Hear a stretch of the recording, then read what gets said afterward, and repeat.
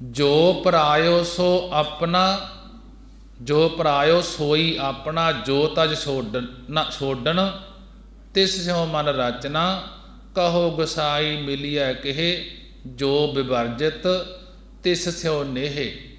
ਰਹਾਉ ਦੀਆਂ ਪੰਗਤੀਆਂ ਅੰਦਰ ਮਹਾਰਾਜ ਜੀ ਸਮਝਾ ਰਹੇ ਹਨ ਕਿ ਹੇ ਭਾਈ, ਜੀਵ ਦੀ ਐਸੀ ਹਾਲਤ ਹੋ ਗਈ ਹੈ ਕਿ ਜੋ ਪਰਾਇਓ, ਜਿਹੜਾ ਪਰਾਇਓ ਬਗਾਨਾ ਪਦਾਰਥ ਹੈ, ਸੋਈ ਆਪਣਾ, ਉਸ ਨੂੰ ਆਪਣਾ ਸਮਝਣ ਲੱਗ ਪਿਆ ਹੈ।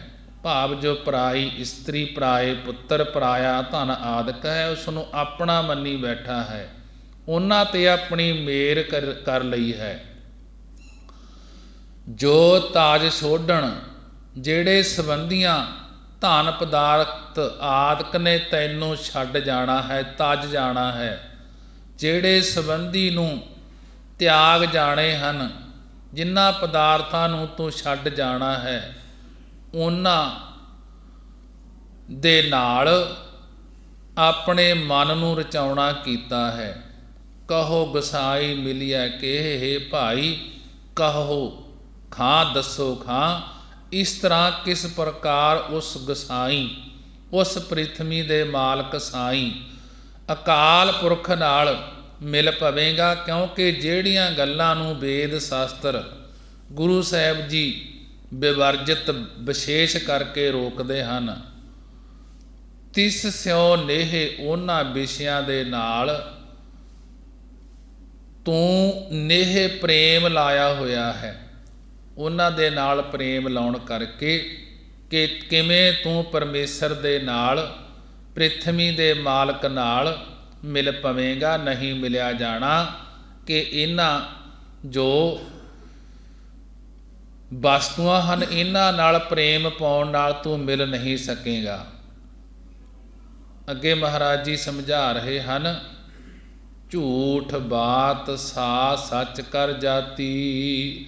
ਜਿਹੜੀ ਝੂਠ, ਜਿਹੜੀ ਮਿਥਿਆ ਗੱਲ ਹੈ, ਭਾਵ ਜਿਵੇਂ ਕੋਈ ਸਿਰ 'ਤੇ ਹੱਥ ਰੱਖ ਕੇ ਅਸੀਸ ਦੇਵੇ ਕਿ ਜਿਉਂਦਾ ਰਹਿ। ਝੂਠ ਬਾਤ ਸਾ ਸੱਚ ਕਰ ਜਾਤੀ, ਕਿ ਜਿਹੜੀ ਝੂਠ, ਜਿਹੜੀ ਮਿਥਿਆ ਬਾਤ ਹੈ, ਗੱਲ ਹੈ, ਭਾਵ ਜਿਵੇਂ ਕੋਈ ਕਿਸੇ ਦੇ ਸਿਰ 'ਤੇ ਹੱਥ ਰੱਖ ਕੇ ਅਸੀਸ ਦੇਵੇ ਕਿ ਜਿਉਂਦਾ ਰਹਿ, ਇਹ ਤਾਂ ਝੂਠੀ ਗੱਲ ਹੈ। ਪਰ ਅਵਿਦਿਆ ਕਰਕੇ ਜੀਵ ਨੇ ਇਸ ਨੂੰ ਸੱਚੀ ਕਰਕੇ ਜਾਣਿਆ ਹੈ ਕਿ ਇਹ ਸੱਚੀ ਹੈ। ਗਿਆਨ ਨਾ ਹੋਣ ਕਰਕੇ ਕਿਸੇ ਦੇ ਆਖੇ ਤੋਂ ਕਿਵੇਂ ਕੋਈ ਜਿਉਂਦਾ ਰਹਿ ਸਕਦਾ ਹੈ ਝੂਠੀ ਗੱਲ, ਪਰ ਮੰਨੀ ਬੈਠਾ ਕਿ ਇਹ ਗੱਲ ਸੱਚੀ ਹੈ। ਮੈਨੂੰ ਅਸੀਸ ਦੇਤੀ ਕਿ ਸੱਤ ਹੋਵਨ ਮਨ ਲੱਗੈ ਨਾ ਰਾਤੀ। ਜਿਹੜੀ ਸੱਤ ਸੱਚੀ ਹੋਣ ਵਾਲੀ ਗੱਲ ਹੈ ਕਿ ਇੱਕ ਦਿਨ ਮਰਨਾ ਹੈ, ਇਸ ਦਾ ਖਿਆਲ ਮਨ ਵਿੱਚ ਰੱਤੀ ਜਿੰਨਾ ਵੀ ਨਹੀਂ ਲੱਗਦਾ ਕਿ ਇੱਕ ਦਿਨ ਮਰਨਾ ਜ਼ਰੂਰ ਹੈ, ਮਰਨਾ ਭੁਲਾਈ ਬੈਠਾ ਹੈ। ਸੱਚੀ ਗੱਲ ਚਿੱਤ ਦੇ ਵਿੱਚ ਨਹੀਂ ਆਉਂਦੀ। ਜੇ ਕੋਈ ਕਿਸੇ ਦੇ ਸਿਰ 'ਤੇ ਹੱਥ ਰੱਖ ਕੇ ਕਹਿ ਦੇ ਜਿਉਂਦਾ ਰਹਿ, ਤਾਂ ਉਸ ਨੂੰ ਸੱਚੀ ਮੰਨ ਲੈਂਦਾ ਹੈ ਕਿ ਇਸ ਨੇ ਕਹਿਤਾ ਜਿਉਂਦੇ ਰਹਾਂਗੇ। ਕਿ ਸੱਤ ਹੋਵਨ ਮਨ ਲੱਗੈ ਨਾ ਰਾਤੀ। ਜਿਹੜੀ ਸੱਤ ਸੱਚੀ ਹੋਣ ਵਾਲੀ ਗੱਲ ਹੈ ਕਿ ਇੱਕ ਦਿਨ ਮਰਨਾ ਹੈ, ਇਸ ਦਾ ਖਿਆਲ ਮਨ ਵਿੱਚ ਰੱਤੀ ਜਿੰਨਾ ਵੀ ਨਹੀਂ ਲੱਗਦਾ ਕਿ ਜ਼ਰੂਰ ਇੱਕ ਦਿਨ ਮਰਨਾ ਹੈ। ਮਹਾਰਾਜ ਜੀ ਅੱਗੇ ਕਥਨ ਕਰਦੇ ਹਨ, ਬਾਵੈ ਮਾਰਗ ਟੇਢਾ ਚੱਲਣਾ। ਬਾਵੈ ਮਾਰਗ, ਮਾਰਗ ਹੁੰਦਾ ਕੁਮਾਰਗ, ਭਾਵ ਖੋਟੇ ਰਸਤੇ ਉੱਪਰ ਟੇਢਾ, ਟੇਢਤਾਈ ਨਾਲ ਚੱਲਦਾ ਹੈ। ਸਤ ਸੰਗਤ ਵੱਲੋਂ ਬੇਮੁਖ ਹੋ ਕੇ ਬਾਵੈ ਮਾਰਗ, ਖੋਟੇ ਰਸਤੇ ਭਾਵ ਕੁਸੰਗਤ ਵਾਲੇ ਰਸਤੇ ਉੱਪਰ ਟੇਢਾ ਹੋ ਕੇ ਮਨ ਨੂੰ ਚਲਾਉਣਾ ਕਰਦਾ ਹੈ। ਜੈਸਾ ਕਿ ਟੇਢੀ ਪਾਗ ਟੇਢੇ ਚੱਲੇ ਲਾਗੇ ਵੀਰੇ ਖਾਨ, ਭਾਉ ਭਗਤ ਸਿਉ ਕਾਜ ਨਾ ਕਸੁਐ ਮੇਰੋ ਕਾਮ ਦੀਵਾਨ। ਕਿ ਸੀਧਾ ਛੋੜ ਅਪੂਠਾ ਬੁਨਨਾ। ਸਿੱਧਾ ਜੋ ਪਰਮੇਸ਼ਰ ਨੇ, ਸਿੱਧਾ ਜੋ ਪਰਮੇਸ਼ਰ ਦੇ ਸਨਮੁਖ ਮਨ ਨੂੰ ਰੱਖਣਾ ਸੀ, ਸਿੱਧਾ ਜੋ ਚੰਗੇ ਗੁਣਾਂ ਵਾਲਾ ਸੁਭਾਅ ਹੈ ਉਸ ਨੂੰ ਛੱਡ ਦਿੱਤਾ ਹੈ ਅਤੇ ਅਪੂਠਾ ਬੁਣਨਾ, ਪੁੱਠੇ ਕਰਮ ਕਰਦਾ ਹੋਇਆ ਆਪਣੇ ਵਿਚਾਰਾਂ ਦੀ ਬੁਣਤੀ ਨੂੰ ਬੁਣਦਾ ਹੈ। ਭਾਵ ਜਿਵੇਂ ਕੋਈ ਪੁੱਠਾ ਮੰਜਾ ਬੁਣ ਦੇਵੇ, ਇਸ ਪ੍ਰਕਾਰ ਇਹ ਜੀਵ ਉਹ ਪੁੱਠੀਆਂ ਗੱਲਾਂ ਨੂੰ ਬੁਣਦਾ ਹੈ। ਕਹਿੰਦਾ ਹੈ ਸਤ ਸੰਗਤ ਰੂਪੀ ਸਿੱਧਾ ਰਸਤਾ ਛੱਡ ਕੇ ਹਰ ਵੇਲੇ ਪਾਪਾਂ ਵਾਲਾ ਪੁੱਠਾ ਰਸਤਾ, ਪੁੱਠੀ ਬੁਣਤੀ ਬੁਣਦਾ ਰਹਿੰਦਾ ਹੈ, ਕੁਕਰਮ ਕਰਦਾ ਰਹਿੰਦਾ ਹੈ। ਦੋਹਾਂ ਸਿਰਿਆਂ ਕਾ ਖਾਸਮ ਪ੍ਰਭ ਸੋਈ, ਦੋਵਾਂ ਸਿਰਿਆਂ ਭਾਵ ਸੱਜੇ ਤੇ ਖੱਬੇ ਚੱਲਣ ਵਾਲਿਆਂ ਦਾ, ਪੁੱਠੇ ਤੇ ਸਿੱਧੇ ਚੱਲਣ ਵਾਲਿਆਂ ਦਾ, ਪਾਪ ਤੇ ਪੁੰਨ ਕਰਨ ਵਾਲਿਆਂ ਦਾ, ਲੋਕ ਤੇ ਪਰਲੋਕ ਦਾ ਖਾਸਮ ਮਾਲਕ ਤਾਂ ਉਹ ਪਰਮੇਸ਼ਰ ਹੀ ਹੈ। ਜਿਸ ਮੇਲੇ ਨਾਨਕ ਸੋ ਮੁਕਤਾ ਹੋਈ। ਸਤਿਗੁਰੂ ਜੀ ਕਥਨ ਕਰਦੇ ਹਨ ਕਿ ਜਿਸ ਨੂੰ ਗੁਰੂ ਜੀ ਸਤ ਸੰਗਤ ਵਿੱਚ ਮੇਲ ਲੈਂਦੇ ਹਨ ਉਹ ਹੀ ਮੁਕਤ ਹੋ ਜਾਂਦਾ ਹੈ। ਦੋਹਾਂ ਸਿਰਿਆਂ ਕਾ ਖਾਸਮ ਪ੍ਰਭ ਸੋਈ, ਜਿਸ ਮੇਲੇ ਨਾਨਕ ਸੋ ਮੁਕਤਾ ਹੋਈ। ਕਿ ਦੋਵਾਂ ਸਿਰਿਆਂ ਭਾਵ ਸੱਜੇ ਤੇ ਖੱਬੇ ਚੱਲਣ ਵਾਲਿਆਂ ਦਾ, ਪੁੱਠੇ ਤੇ ਸਿੱਧੇ ਚੱਲਣ ਵਾਲਿਆਂ ਦਾ, ਪਾਪ ਤੇ ਪੁੰਨ ਕਰਨ ਵਾਲਿਆਂ ਦਾ, ਲੋਕ ਤੇ ਪਰਲੋਕ ਦਾ ਖਾਸਮ ਮਾਲਕ ਤਾਂ ਉਹ ਪਰਮੇਸ਼ਰ ਹੀ ਹੈ। ਜਿਸ ਮੇਲੇ ਨਾਨਕ ਸੋ ਮੁਕਤਾ ਹੋਈ। ਸਤਿਗੁਰੂ ਜੀ ਕਥਨ ਕਰਦੇ ਹਨ ਕਿ ਜਿਸ ਨੂੰ ਗੁਰੂ ਜੀ ਸਤ ਸੰਗਤ ਵਿੱਚ ਮੇਲ ਲੈਂਦੇ ਹਨ ਉਹ ਹੀ ਮੁਕਤ ਹੋ ਜਾਂਦਾ ਹੈ। ਗੌੜੀ ਗੁਆਰੇਰੀ ਮਹੱਲਾ ਪੰਜਵਾ। ਕਲਯੁਗ ਮੈਂ ਮਿਲ ਆਏ ਸੰਜੋਗ, ਜਿਚਰ ਆਗਿਆ ਤਿਚਰ ਭੋਗਹਿ ਭੋਗ। ਜਲੈ ਨਾ ਪਾਈਐ RAM ਸਨੇਹੀ, ਕਿਰਤ ਸੰਜੋਗ ਸਤੀ ਉਠ ਹੋਈ। ਰਹਾਉ ਦੇਖਾ ਦੇਖੀ ਮਨ ਹਠ ਜਲ ਜਾਈਐ, ਪੇਰ ਸੰਗ ਨਾ ਪਾਵੈ ਬਹੁ ਜੋ ਭਵਾਈਐ। ਸੀਲ ਸੰਜਮ ਪਿਰ ਆਗਿਆ ਮਾਨੈ, ਤਿਸ ਨਾਰੀ ਕੋ ਦੁਖ ਨਾ ਜਮਾਨੈ। ਕਹੋ ਨਾਨਕ ਜਿਨ ਪਿਰੋ ਪਰਮੇਸ਼ਰ ਕਰ ਜਾਣਿਆ, ਧਨ ਸਤੀ ਦਰ ਗਏ ਪਰਵਾਨਿਆ। ਕਹੋ ਨਾਨਕ ਜਿਨ ਪਿਰੋ ਪਰਮੇਸ਼ਰ ਕਰ ਜਾਣਿਆ, ਧਨ ਸਤੀ ਦਰ ਗਏ ਪਰਵਾਨਿਆ। ਮਹਾਰਾਜ ਜੀ ਬੜੇ ਹੀ ਵਿਸਤਾਰ ਦੇ ਨਾਲ ਗੁਰਬਾਣੀ ਦੁਆਰਾ ਉਪਦੇਸ਼ ਬਖਸ਼ਿਸ਼ ਕਰ ਰਹੇ ਹਨ ਕਿ ਗੌੜੀ ਰਾਗ ਦੇ ਅੰਦਰ ਗੁਰੂ ਅਰਜਨ ਦੇਵ ਮਹਾਰਾਜ ਜੀ ਦੀ ਬਾਣੀ ਹੈ। ਇੱਕ ਅਜਿਹੀ ਇਸਤਰੀ ਸੀ ਜਿਸ ਦਾ ਆਚਰਨ ਠੀਕ ਨਹੀਂ ਸੀ, ਆਪਣੇ ਪ੍ਰਤੀਵਾਤਾ ਧਰਮ ਵਿੱਚ ਕਾਇਮ ਨਹੀਂ ਸੀ। ਉਸਨੇ ਆਪਣੇ 8 ਪਤੀਆਂ ਨੂੰ ਮਾਰਿਆ ਸੀ ਕਿਉਂਕਿ ਉਹ ਇਸ ਨੂੰ ਪਸੰਦ ਨਹੀਂ ਸੀ ਆਈ। ਫਿਰ ਲੋਕਾਂ ਦੀ ਨਿੰਦਿਆ ਦੇ ਕਾਰਨ ਇਹ ਸਤੀ ਹੋਣ ਲੱਗੀ ਸੀ। ਬਹੁਤ ਲੋਕਾਂ ਦੀ ਭੀੜ ਇਕੱਠੀ ਹੋਈ, ਸਾਰੇ ਦੇਖਣ ਵਾਸਤੇ ਚੱਲ ਪਏ ਕਿ ਇਹ ਸਤੀ ਹੋਣ ਲੱਗੀ ਹੈ। ਉਸ ਵੇਲੇ ਕੁਝ ਸਿੱਖਾਂ ਨੇ ਗੁਰੂ ਅਰਜਨ ਦੇਵ ਮਹਾਰਾਜ ਜੀ ਦੇ ਕੋਲ ਆ ਕੇ ਕਿਹਾ ਕਿ ਸਤਿਗੁਰੂ ਜੀ, ਇਹ ਜੋ ਸਤੀ ਹੋਣਾ ਹੈ ਇਹ ਬਹੁਤ ਜ਼ੁਲਮ ਹੈ। ਤਾਂ ਗੁਰੂ ਸਾਹਿਬਾਨ ਨੇ ਇਹ ਮਨ ਮਤ ਅੰਧ ਵਿਸ਼ਵਾਸੀ ਨੂੰ ਬੰਦ ਕਰਨ ਲਈ ਗਿਆਨ ਦਿੱਤਾ ਅਤੇ ਇਹ ਪਾਵਨ ਸ਼ਬਦ ਉਚਾਰਨ ਕੀਤਾ। ਮਹਾਰਾਜ ਜੀ ਕਹਿਣ ਲੱਗੇ, ਕਲਯੁਗ ਮੈਂ ਮਿਲ ਆਏ ਸੰਜੋਗ। ਮਹਾਰਾਜ ਜੀ ਉਚਾਰਨ ਕਰਦੇ ਹਨ ਕਿ ਕਲਯੁਗ ਦੇ ਸਮੇਂ ਵਿੱਚ ਪੂਰਬਲੇ ਕਰਮਾਂ ਦੇ ਸੰਜੋਗ ਕਰਕੇ ਜੀਵ ਪਤੀ ਪਤਨੀ ਦੇ ਰਿਸ਼ਤੇ ਵਿੱਚ ਆ ਕਰਕੇ ਮਿਲੇ ਹਨ। ਕਲਯੁਗ ਮੈਂ ਮਿਲ ਆਏ ਸੰਜੋਗ ਕਿ ਗੁਰੂ ਅਰਜਨ ਦੇਵ ਮਹਾਰਾਜ ਜੀ ਕਹਿਣ ਲੱਗੇ, ਹੇ ਭਾਈ, ਕਲਯੁਗ ਦੇ ਸਮੇਂ ਵਿੱਚ ਪੂਰਬਲੇ ਕਰਮਾਂ ਦੇ ਸੰਜੋਗ ਕਰਕੇ ਹੀ ਜੀਵ ਪਤੀ ਪਤਨੀ ਦੇ ਰਿਸ਼ਤੇ ਵਿੱਚ ਆ ਕੇ ਮਿਲੇ ਹਨ। ਜਿਚਰ ਆਗਿਆ ਤਿਚਰ ਭੋਗ ਹੈ ਭੋਗ, ਜਿਚਰ ਜਿੰਨਾ ਚਿਰ ਤੱਕ ਪਰਮੇਸ਼ਰ ਦੀ ਆਗਿਆ ਹੈ, ਪਰਮੇਸ਼ਰ ਦਾ ਆਦੇਸ਼ ਹੈ। ਤਿਚਰ ਭੋਗ ਹੈ ਭੋਗ, ਓਨਾ ਚਿਰ ਜੀਵ ਪਤੀ ਪਤਨੀ ਦੇ ਰਿਸ਼ਤੇ ਵਿੱਚ ਵਿਸ਼ੇ ਰਸ ਦੇ ਭੋਗ ਭੋਗਾਂ ਨੂੰ ਭੋਗਦੇ ਹਨ। ਜਲੈ ਨਾ ਪਾਈਐ ਰਾਮ ਸਨੇਹੀ, ਕਿ ਹੈ ਭਾਈ ਕਿ ਚਿਤਾ ਦੀ ਅਗਨੀ ਵਿੱਚ ਸੜਨ ਨਾਲ ਰਾਮ ਰੂਪ ਪਤੀ ਦਾ ਸਨੇਹੀ ਪਿਆਰ ਨਹੀਂ ਪਾਈਂਦਾ। ਕਿ ਜਲੈ ਨਾ ਪਾਈਐ ਰਾਮ ਸਨੇਹੀ, ਹੈ ਭਾਈ ਚਿੰਤਾ ਦੀ ਅਗਨੀ ਵਿੱਚ ਸੜਨ ਨਾਲ ਰਾਮ ਰੂਪੀ ਪਤੀ ਦਾ ਸਨੇਹ ਪਿਆਰ ਨਹੀਂ ਪਾਈਂਦਾ। ਪੂਰਬਲੇ ਕਿਰਤ ਕੀਤੇ ਹੋਏ ਕਰਮਾਂ ਦੇ ਸੰਜੋਗ ਕਰਕੇ ਹੁਣ ਇਸਤਰੀ ਸਤੀ ਹੋਣ ਲਈ ਉੱਠ ਕੇ ਤੁਰ ਪਈ ਹੈ। ਭਾਵ ਇਸਨੇ ਆਪਣੇ ਪੂਰਬਲੇ ਜਨਮ ਵਿੱਚ ਕਿਸੇ ਨੂੰ ਅੱਗ ਵਿੱਚ ਸਾੜਿਆ ਹੋਣਾ ਹੈ, ਕਿ ਉਸੇ ਕਰਮਾਂ ਦਾ ਹੀ ਫਲ ਹੈ ਜੋ ਹੁਣ ਇੱਕ ਮੁਰਦੇ ਨਾਲ ਜਿਉਂਦੀ ਹੀ ਅੱਗ ਵਿੱਚ ਸਾੜਨ ਲੱਗੀ ਹੈ। ਪਰ ਕੋਈ ਗੱਲ ਨਹੀਂ ਹੈ ਰਹਾਓ।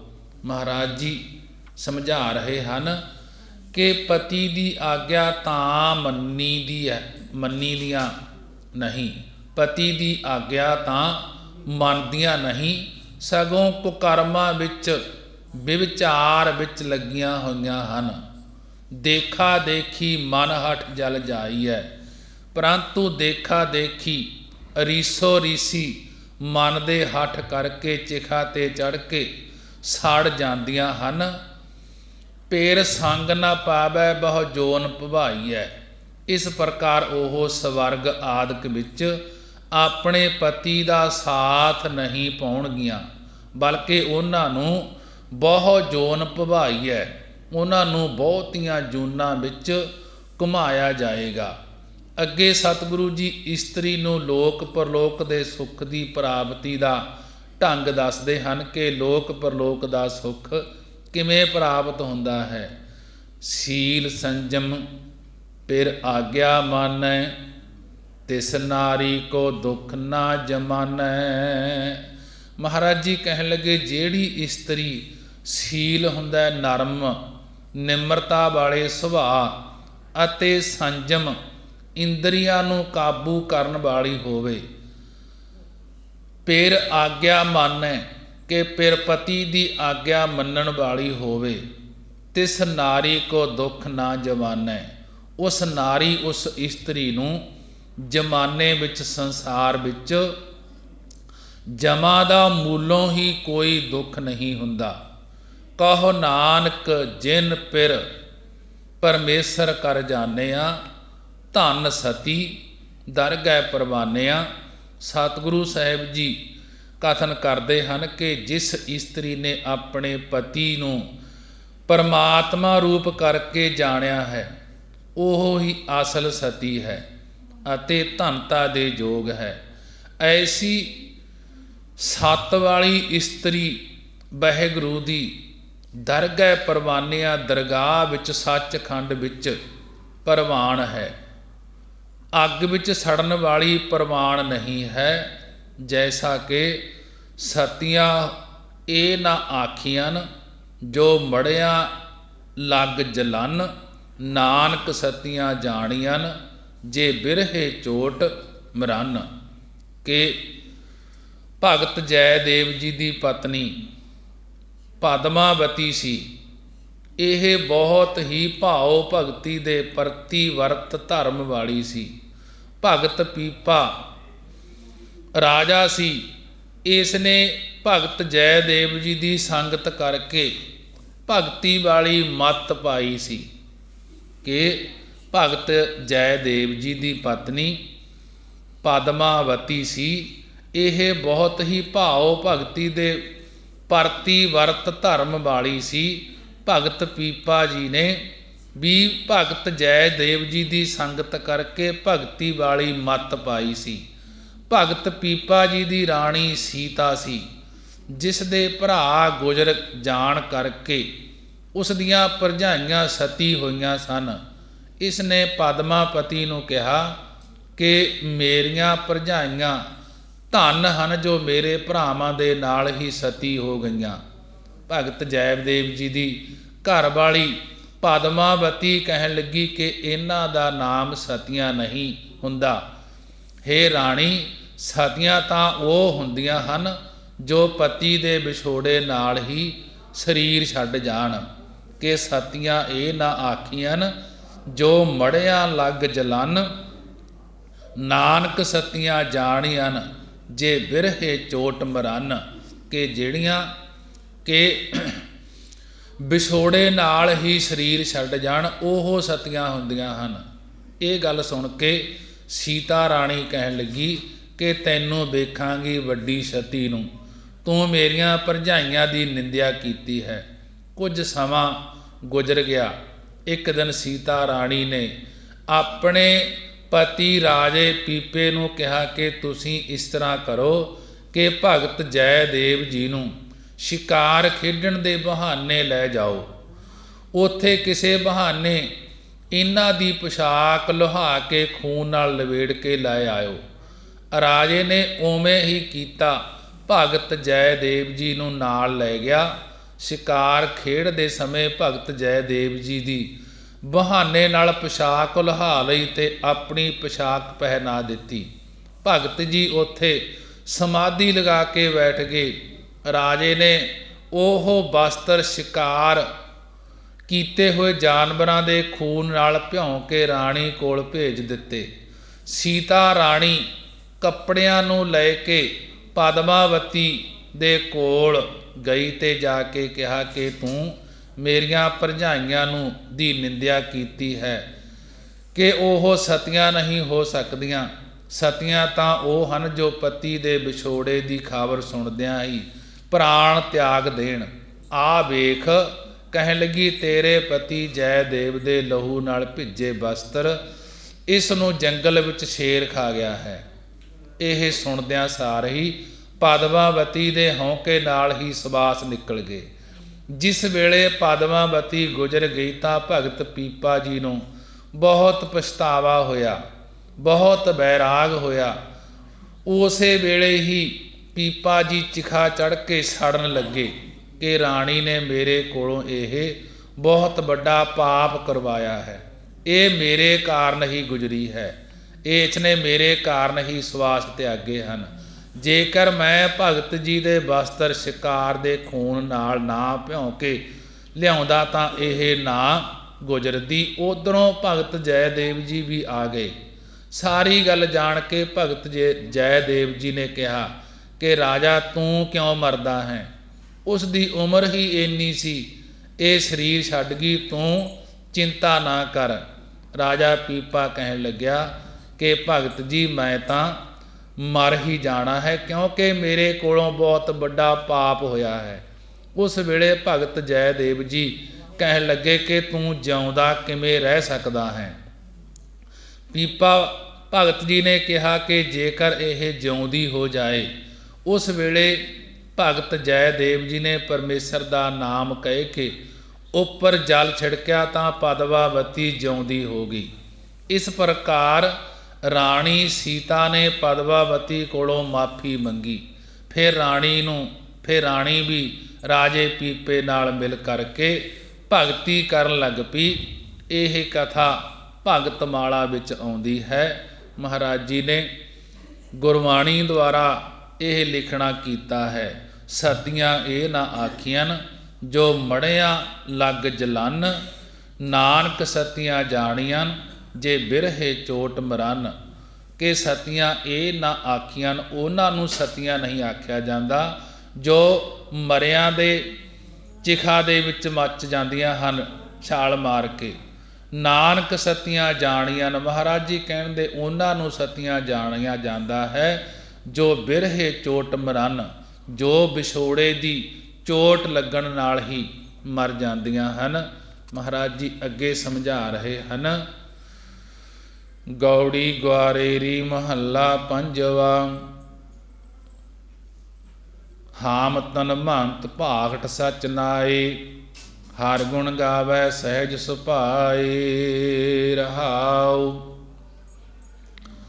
ਗੌੜੀ ਗੁਆਰੇਰੀ ਮਹੱਲਾ ਪੰਜਵਾ।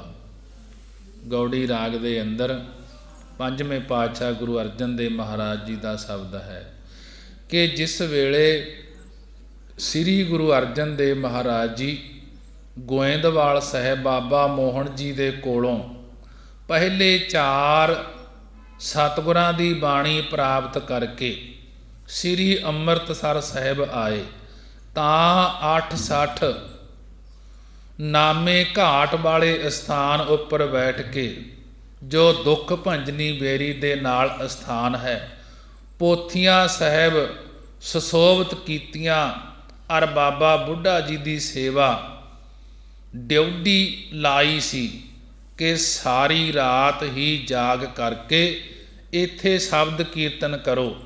ਬਾਬਾ ਬੁੱਢਾ ਜੀ ਨੇ ਸਾਰੀ ਰਾਤ ਜਾਗ ਕੇ 860 ਘਾਟ ਉੱਪਰ ਸੰਗਤਾਂ ਨਾਲ ਮਿਲ ਕੇ ਕੀਰਤਨ ਕੀਤਾ। ਜਦੋਂ ਅੰਮ੍ਰਿਤ ਵੇਲੇ ਸਤਿਗੁਰੂ ਸਾਹਿਬ ਜੀ ਮਹਿਲਾਂ ਵਿੱਚੋਂ ਆਏ ਤਾਂ 4 ਸਤਿਗੁਰਾਂ ਦੀ ਬਾਣੀ ਦੀਆਂ ਪੋਥੀਆਂ ਸਾਹਿਬ ਦੇ ਦਰਸ਼ਨ ਕਰਕੇ ਇਹ ਪਾਵਨ ਸ਼ਬਦ ਉਚਾਰਿਆ, ਜੈਸਾ ਕਿ ਪੋਥੀ ਪਰਮੇਸ਼ਰ ਕਾ ਥਾਨ। ਇਹ ਸ਼ਬਦ 860 ਘਾਟ ਤੇ ਉਚਾਰਨ ਕੀਤਾ। ਫਿਰ ਸਤਿਗੁਰੂ ਜੀ ਨੇ ਰਾਮਸਰ ਅਸਥਾਨ ਪਸੰਦ ਕੀਤਾ। ਉੱਥੇ ਇੱਕ ਛੋਟਾ ਜਿਹਾ ਟੋਭਾ ਸੀ, ਉਸ ਨੂੰ ਸਰੋਵਰ ਦਾ ਰੂਪ ਦੇ ਕੇ ਉਸ ਦਾ ਨਾਮ ਰਾਮਸਰ ਤੀਰਥ ਰੱਖਿਆ ਅਤੇ ਮਹਾਤਮ ਉਚਾਰਿਆ, ਨਿਤ ਪਰਤ ਨਹਾਵਣ ਰਾਮਸਰ ਕੀਜੈ। ਫਿਰ ਸਤਿਗੁਰਾਂ ਨੇ ਤੰਬੂ ਬਣਵਾ ਕਰਕੇ 4 ਸਤਿਗੁਰਾਂ ਦੀ ਬਾਣੀ ਦੀਆਂ ਪੋਥੀਆਂ ਪ੍ਰਕਾਸ਼ ਕੀਤੀਆਂ ਅਤੇ ਬਾਣੀ ਦੇ ਦਰਸ਼ਨ ਕਰਕੇ ਬਹੁਤ ਹੀ ਪ੍ਰਸੰਨ ਹੋ ਕਰਕੇ ਗੁਰੂ ਜੀ ਇਹ ਪਾਵਨ ਸ਼ਬਦ ਸ੍ਰੀ ਰਾਮਸਰ ਵਾਲੇ ਅਸਥਾਨ ਉੱਪਰ ਉਚਾਰਨ ਕੀਤਾ। ਮਹਾਰਾਜ ਜੀ ਕਹਿਣ ਲੱਗੇ, ਹਮ ਤਨਵੰਤ ਭਾਖਟ ਸੱਚ ਨਾਏ। ਇਹ ਭਾਈ ਬਾਬਾ ਬੁੱਢਾ ਜੀ ਅਤੇ ਭਾਈ ਗੁਰਦਾਸ ਆਦਿਕ ਮਹਾਂਪੁਰਖੋ, ਅਸੀਂ ਤਨਵੰਤ ਧਨ ਵਾਲੇ ਬਣ ਗਏ ਹਾਂ, ਧਨਾੜ ਹੋ ਗਏ ਹਾਂ। ਕਹਿਣ ਲੱਗੇ, ਇਹ ਮਹਾਰਾਜ ਜੀ ਕਿਸ ਤਰ੍ਹਾਂ ਧਨ ਵਾਲੇ ਬਣ ਗਏ ਹੋ ਤੁਸੀਂ? ਮਹਾਰਾਜ ਜੀ ਕਹਿਣ ਲੱਗੇ ਕਿ ਸੱਚੇ ਨਾਮ ਰੂਪੀ ਧਨ ਕਰਕੇ ਭਾਗਠ ਬਣ ਗਏ ਹਾਂ, ਸ਼ਾਹੂਕਾਰ ਬਣ ਗਏ ਹਾਂ। ਹਰ ਗੁਣ ਗਾਵੋ ਸਹਿਜ ਸੁਭਾਏ ਕਿ ਇਹ 4 ਸਤਿਗੁਰਾਂ ਦਾ ਅਜਿਹਾ ਖਜ਼ਾਨਾ ਪ੍ਰਾਪਤ ਹੋਇਆ ਹੈ ਕਿ ਇਸ ਅੰਮ੍ਰਿਤ ਬਾਣੀ ਕਰਕੇ ਅਸੀਂ ਸਹਿਜ ਸੁਭਾਏ ਸੁਤੇ ਸਿੱਧ ਹੀ ਵਾਹਿਗੁਰੂ ਦੇ ਗੁਣ ਗਾਇਆ ਕਰਾਂਗੇ। ਜੋ ਹਰੀ ਪਰਮੇਸ਼ਰ ਦੇ ਗੁਣਾਂ ਨੂੰ ਗਾਉਣਾ ਕਰਨਗੇ ਉਹਨਾਂ ਨੂੰ ਸੁਭਾਵਕ ਹੀ ਗਿਆਨ ਪ੍ਰਾਪਤ ਹੋ ਜਾਏਗਾ। ਸਹਿਜੇ ਹੀ ਪ੍ਰਕਾਸ਼ ਸਰੂਪ ਦਾ ਪ੍ਰਕਾਸ਼ ਹੋਵੇਗਾ। ਰਹਾਉ। ਅੱਗੇ ਸਤਿਗੁਰੂ ਜੀ ਗੁਰਤਾ ਗੱਦੀ ਤੇ ਬਿਰਾਜਮਾਨ ਹੋਣ ਕਰਕੇ ਆਪਣੇ ਵੱਡੇ ਗੁਰਾਂ ਨੂੰ ਪਿਤਾ ਦਾਦੇ ਆਦਿਕ ਕਹਿ ਕੇ ਸੰਬੋਧਨ ਕਰਦੇ ਹਨ ਕਿ ਪਿਉ ਦਾਦੇ ਕਾ ਖੋਲ ਡਿੱਠਾ ਖਜ਼ਾਨਾ। ਮਹਾਰਾਜ ਜੀ ਕਹਿਣ ਲੱਗੇ, ਪਿਤਾ ਸ੍ਰੀ ਗੁਰੂ ਰਾਮਦਾਸ, ਦਾਦੇ ਬਹੁ ਵਚਨ ਹੈ, ਇਸ ਕਰਕੇ ਦਾਦੇ ਸ੍ਰੀ ਗੁਰੂ ਅਮਰਦਾਸ, ਪੜਦਾਦੇ ਸ੍ਰੀ ਗੁਰੂ ਅੰਗਦ ਦੇਵ ਜੀ, ਸਾਕਰ ਪੜਦਾਦੇ ਸ੍ਰੀ ਗੁਰੂ ਨਾਨਕ ਦੇਵ ਜੀ ਦਾ ਭਾਵ ਬਜ਼ੁਰਗ ਸਤਿਗੁਰਾਂ ਦੀ ਬਾਣੀ ਰੂਪ ਖਜ਼ਾਨਾ ਭੰਡਾਰਾ ਅਸੀਂ ਖੋਲ ਕੇ ਭਾਵ ਪ੍ਰਕਾਸ਼ ਕਰਕੇ ਡਿੱਠਾ ਹੈ, ਵੇਖਿਆ ਹੈ। ਜੋ ਪਿਤਾ ਪਰਮੇਸ਼ਰ ਦਾਦੇ ਦਾਤਾਂ ਦੇਣ ਵਾਲੇ ਹੈ, ਅਸੀਂ ਉਸ ਦਾ ਸਰੂਪ 4 ਸਤਿਗੁਰਾਂ ਦੀ ਬਾਣੀ ਦਾ ਖਜ਼ਾਨਾ ਪ੍ਰਕਾਸ਼ ਕਰਕੇ ਵੇਖਿਆ ਹੈ, ਤਾਂ ਮੇਰਾ ਮਨ ਭਇਆ ਨਿਧਾਨਾ। ਮਹਾਰਾਜ ਜੀ ਕਹਿਣ ਲੱਗੇ, ਤਦੋਂ ਸਾਡੇ ਮਨ ਵਿੱਚ, ਸਾਡੇ ਚਿੱਤ ਵਿੱਚ ਆਤਮਕ ਆਨੰਦ, ਰਿੱਧੀਆਂ ਸਿੱਧੀਆਂ ਰੂਪ ਗੁਰਬਾਣੀ ਦੇ ਵਿਚਾਰਨ ਦੀ, ਰਾਜਣ ਦੀ ਰਚਤਾ ਰੂਪ ਖਜ਼ਾਨਾ ਪ੍ਰਾਪਤ ਹੋਇਆ ਹੈ। ਰਤਨ ਲਾਲ ਜਾਂ ਕਾ ਕਛੂ ਨਾ ਮੋਲ। ਸਤਿਗੁਰਾਂ ਦੇ ਬੈਰਾਗ ਮਾਈ, ਸਤਿਗੁਰਾਂ ਦੇ ਬੈਰਾਗਮਈ ਬਚਨ ਰਤਨਾਂ ਦੀ ਨਿਆਈ ਤੇ ਪ੍ਰੇਮ ਵਾਲੇ ਬਚਨ। ਲਾਲ ਹੁੰਦਾ ਮਾਣਕਾਂ ਦੀ ਨਿਆਈ ਹਨ, ਜਿਨ੍ਹਾਂ ਦਾ ਕੁਝ ਵੀ ਮੁੱਲ ਨਹੀਂ, ਭਾਵ ਬੇਕੀਮਤੇ ਹਨ। ਭਰੇ ਭੰਡਾਰ ਅਖੂਟ ਅਤੋਲ। ਸਤਿਗੁਰਾਂ ਦੇ ਉਪਦੇਸ਼ ਦੇ ਭੰਡਾਰ ਖਜ਼ਾਨੇ ਭਰੇ ਪਏ ਹਨ, ਜੋ ਅਖੂਟ ਮੁੱਕਣ ਤੋਂ ਰਹਿਤ, ਤੋਲਣ ਮਾਪਣ ਤੋਂ ਰਹਿਤ ਹਨ। ਭਾਵ ਬੁੱਧੀ ਰੂਪੀ ਤਰਾਜੂ ਨਾਲ ਸ਼ਾਸਤਰ ਪ੍ਰਮਾਣ ਰੂਪੀ ਵੱਟੇ ਪਾ ਕੇ ਸਤਿਗੁਰਾਂ ਦਾ ਉਪਦੇਸ਼ ਤੋਲਿਆ ਨਹੀਂ ਜਾ ਸਕਦਾ, ਮਾਪਿਆ ਨਹੀਂ ਜਾ ਸਕਦਾ। ਖਾਬਹੇ ਖਰਚਹੇ ਰਲ ਮਿਲ ਭਾਈ। ਹੇ ਭਾਈ, ਐਸੇ ਉਪਦੇਸ਼ ਰੂਪੀ ਨਾਮ ਨੂੰ ਸਤ ਸੰਗਤ ਵਿੱਚ ਰਲ ਮਿਲ ਕੇ ਆਪ ਖਾਣਾ ਭਾਵ ਜਪਣਾ ਕਰੀਏ, ਅਤੇ ਹੋਰਨਾਂ ਨੂੰ ਖਵਾਉਣ ਭਾਵ ਜਪਾਉਣ ਰੂਪੀ ਖਰਚਣਾ ਕਰੀਏ। ਤੋਟ ਨਾ ਆਵੈ ਬਦ ਦੋ ਜਾਈ। ਇਸ ਖਜ਼ਾਨੇ ਵਿੱਚ ਕਦੇ ਵੀ ਤੋਟ ਘਾਟਾ ਨਹੀਂ ਆਵੇਗਾ, ਸਗੋਂ ਵੱਧਦਾ ਹੀ ਜਾਂਦਾ ਹੈ। ਇਸੇ ਪ੍ਰਕਾਰ ਸਤ ਸੰਗਤ ਵਿੱਚ ਰਲ ਮਿਲ ਕਰਕੇ ਆਪ ਧਾਰਨ ਕਰ ਰੂਪ ਖਾਣਾ ਕਰੀਏ, ਤੇ ਹੋਰਨਾਂ ਨੂੰ ਉਪਦੇਸ਼ ਦੇਣ ਰੂਪੀ ਖਰਚਣਾ ਕਰੀਏ। ਕਹੋ ਨਾਨਕ ਜਿਸ ਮਸਤਕ ਲੇਖ ਲਿਖਾਏ। ਸਤਿਗੁਰੂ ਗੁਰੂ ਅਰਜਨ ਦੇਵ ਮਹਾਰਾਜ ਜੀ ਕਥਨ ਕਰਦੇ ਹਨ ਕਿ ਜਿਸ ਨੇ ਮਸਤਕ ਮੱਥੇ ਉੱਤੇ ਪਰਮੇਸ਼ਰ ਤੋਂ ਪੂਰਬਲੇ ਨਿਸਕਾਮ ਕਰਮ ਕਰਕੇ ਗੁਰਸਿੱਖੀ ਦੀ ਪ੍ਰਾਪਤੀ ਦਾ ਲੇਖ ਲਿਖਾਇਆ ਹੈ, ਸੋ ਏਤ ਖਜ਼ਾਨੈ ਲਿਆ ਰਲਾਏ। ਸੋ ਉਹ ਹੀ ਬਾਣੀ ਰੂਪ ਖਜ਼ਾਨੇ, ਉਹ ਹੀ ਬਾਣੀ ਰੂਪ ਭੰਡਾਰੇ ਵਿੱਚ ਰਲਾ ਲਏ ਹਨ। ਜਿਨ੍ਹਾਂ ਗੁਰਸਿੱਖਾਂ ਨੂੰ ਸ੍ਰੀ ਗੁਰੂ ਗ੍ਰੰਥ ਸਾਹਿਬ ਜੀ ਉੱਪਰ ਯਕੀਨ ਹੈ, ਉਹਨਾਂ ਨੂੰ ਮਹਾਰਾਜ ਜੀ ਨੇ ਆਪਣੇ ਖਜ਼ਾਨੇ ਵਿੱਚ ਰਲਾ ਲਿਆ ਹੈ, ਆਪਣੇ ਖਜ਼ਾਨੇ ਦਾ ਸਾਂਝੀਵਾਲ ਬਣਾ ਲਿਆ ਹੈ, ਆਪਣੇ ਵਿੱਚ ਅਭੇਦ ਕਰ ਲਿਆ ਹੈ ਕਿ ਬਾਣੀ ਗੁਰੂ ਗੁਰੂ ਹੈ ਬਾਣੀ, ਵਿੱਚ ਬਾਣੀ ਅੰਮ੍ਰਿਤ ਸਾਰੇ, ਗੁਰਬਾਣੀ ਕਹੈ ਸੇਵਕ ਜਨ ਮਾਨੈ, ਪ੍ਰਤੱਖ ਗੁਰੂ ਨਿਸਤਾਰੇ। ਜਿਹੜੇ ਸਾਹਿਬ ਸ੍ਰੀ ਗੁਰੂ ਗ੍ਰੰਥ ਸਾਹਿਬ ਮਹਾਰਾਜ ਜੀ ਉੱਪਰ ਯਕੀਨ ਕਰਦੇ ਹਨ, ਉਹਨਾਂ ਨੂੰ ਮਹਾਰਾਜ ਜੀ ਨੇ ਆਪਣੇ ਖਜ਼ਾਨੇ ਵਿੱਚ ਰਲਾ ਲਿਆ ਹੈ, ਆਪਣੇ ਖਜ਼ਾਨੇ ਦਾ ਸਾਂਝੀਵਾਲ ਬਣਾ ਲਿਆ ਹੈ, ਆਪਣੇ ਵਿੱਚ ਅਭੇਦ ਕਰ ਲਿਆ ਹੈ। ਮਹਾਰਾਜ ਜੀ ਨੇ ਬੜੇ ਹੀ ਵਿਸਥਾਰ ਦੇ ਨਾਲ ਗੁਰੂ ਅਰਜਨ ਦੇਵ ਪਾਤਸ਼ਾਹ ਜੀ ਨੇ ਸਿੱਖ ਸੰਗਤਾਂ ਨੂੰ ਉਪਦੇਸ਼ ਕਰਵਾਇਆ ਹੈ। ਗੁਰਬਾਣੀ ਪੜ੍ਹਦਿਆਂ ਤੋਂ, ਵਿਚਾਰਾਂ ਕਰਦਿਆਂ ਤੋਂ ਇੱਕ ਨਹੀਂ ਅਨੇਕਾਂ ਹੀ ਭੁੱਲ